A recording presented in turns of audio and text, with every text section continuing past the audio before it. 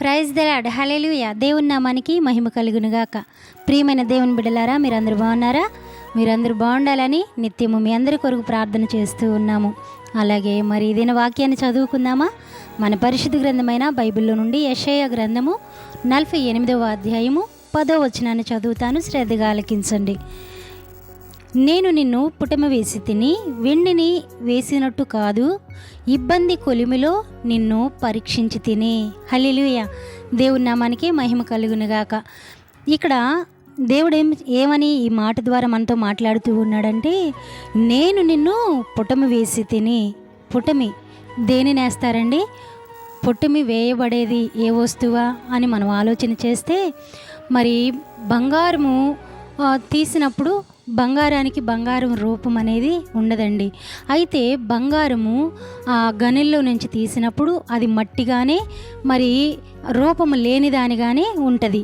అయితే ఆ బంగారాన్ని ఆ స్థలములో నుండి తీసుకొచ్చి మరి దానిని శుభ్రం చేసి దానిని అగ్నిలో కాల్చి సరిచేసినప్పుడు దానికి ఒక మంచి రూపము వచ్చిద్ది అని మనకి తెలుసు. అయితే బంగారాన్ని ఇక్కడ దేవుడు ఏమంటున్నాడు? నేను నిన్ను పుటమి వేసి తిని. హల్లెలూయా.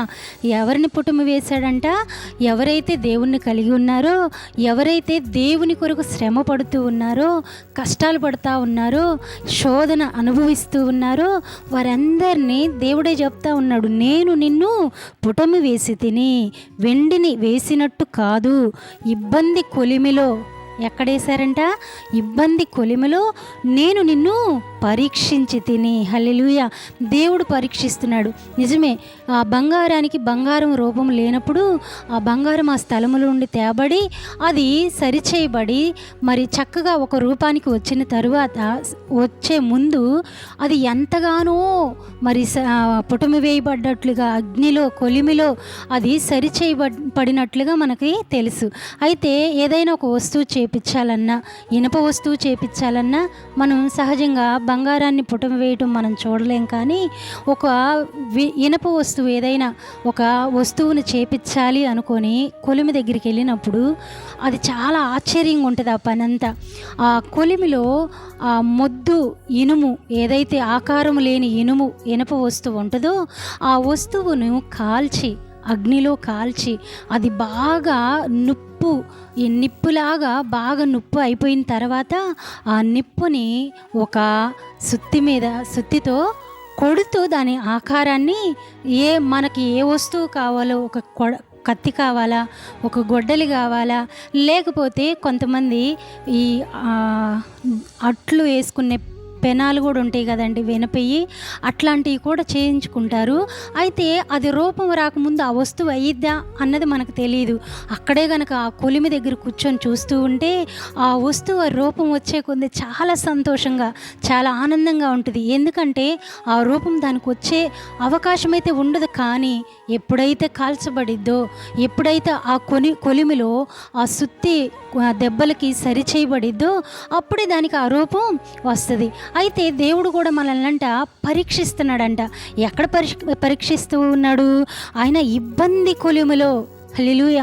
ఇబ్బందుల కొలిమిలో మనల్ని పరీక్షిస్తూ ఉన్నాడంట.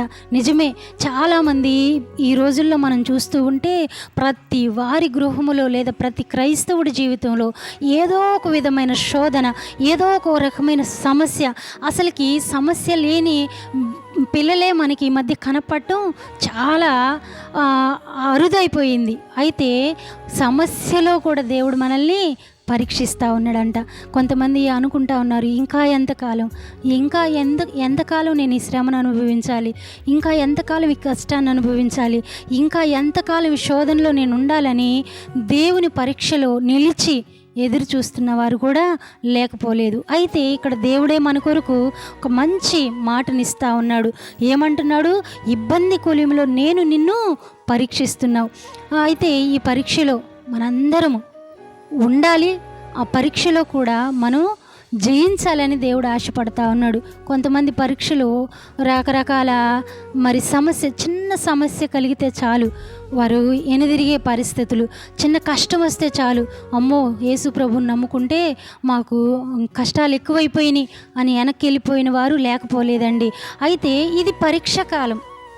ఒక ఒక యవనస్తుడు, ఒక చిన్న బిడ్డ చదువుతూ సంవత్సరం అంతా స్కూల్కో కాలేజీకో వెళ్ళి లాస్ట్ ఫైనల్ ఎగ్జామ్ రాస్తేనే కదా ఆ బిడ్డ మరి దానిలో ఆ ఎగ్జామ్లో పాస్ అయ్యి మరి ఒక క్లాస్కి వెళ్ళగలిగేది. అలాగే ఈ శ్వాస జీవితంలో మనం కూడా పరీక్షింపబడతా ఉన్నాం. ఈ శ్రమ రాగానే ఇది శ్రమ అనుకుంటున్నాం. ఎగ్జామ్ రాసే పిల్లలకి ఏమన్నా ఎగ్జామ్ రాయటం అంటే చాలా ఇష్టమా? కాదు. వారు కూడా ఎంతో ప్రిపేర్ అయ్యి ఆ ఎగ్జామ్ కోసం ఎంతో కష్టపడి ఆ ఎగ్జామ్స్ రాస్తారు కదండి. అయితే దేవుడు పరీక్ష మన జీవితంలో పెడతా ఉన్నాడు. ఒక చిన్నపిల్లలు ఎలాగూ వారి శ్రమ కష్టపడుతూ ఆ చదువును పూర్తి చేసి ఎగ్జామ్ రాస్తారో, లోక సంబంధంగా విశ్వాస జీవితంలో మనం కూడా దేవుని సన్నిధిలో ఎన్నో రకాలైన పరీక్షల చేత, ఎన్నో రకాలైన సబ్జెక్టుల చేత పరీక్షించబడతా ఉన్నాం. హల్లెలూయా.